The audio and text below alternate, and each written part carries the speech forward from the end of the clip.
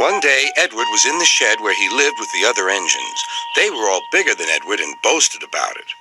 "The driver won't choose you again," said Gordon. "He wants strong engines like us." But the driver and fireman felt sorry for Edward. "Would you like to come out today?" "Oh, yes, please," said Edward. So they lit his fire, made lots of steam, and Edward puffed away. The other engines were very cross at being left behind.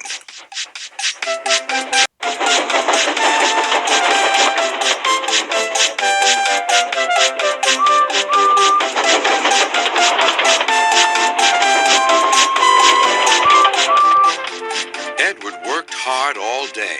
The coaches thought he was very kind, and the driver was very pleased.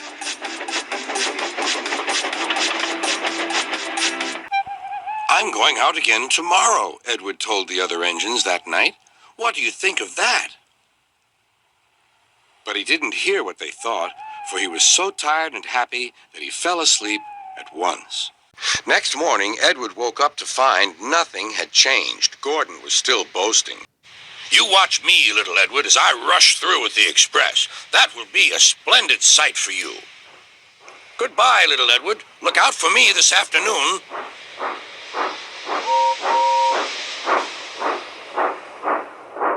Edward went off to do some shunting. He liked shunting. It was fun playing with freight cars. He would come up quietly and give them a push. Then he would stop, and the silly freight cars would go bump into each other. "Oh!" they cried. "Whatever is happening?"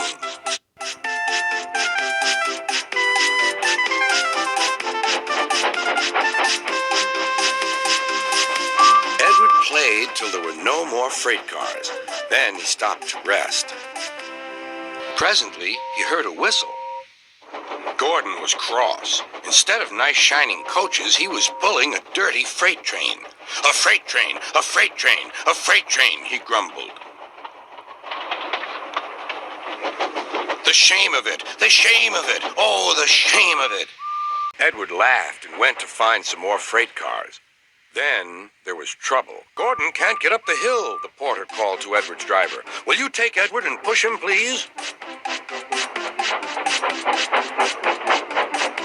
They found Gordon halfway up and very cross. His driver and fireman were talking to him severely. "You're not trying." "I can't do it," said Gordon. "The noisy freight cars hold an engine back so." Edward's driver came up. "We've come to push." "No use at all," said Gordon. "You wait and see," replied Edward's driver. They brought the train back to the bottom of the hill.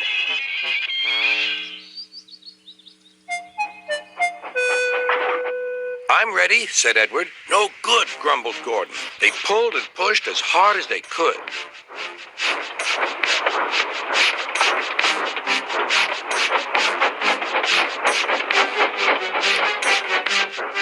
"I can't do it! I can't do it! I can't do it!" puffed Gordon. "I will do it! I will do it! I will do it!" puffed Edward.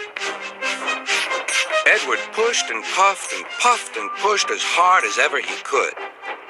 And almost before he realized it, Gordon found himself at the top of the hill. "I've done it! I've done it! I've done it!" he said proudly. He forgot all about kind Edward and didn't say thank you. Edward was left out of breath and far behind, but he was happy because he had been so helpful. At the next station, he found that the driver and fireman were very pleased with him. The fireman gave him a nice long drink, and the driver said, "I'll get out my paint tomorrow and give you a beautiful coat of blue with red stripes. Then you'll be the smartest engine in the shed."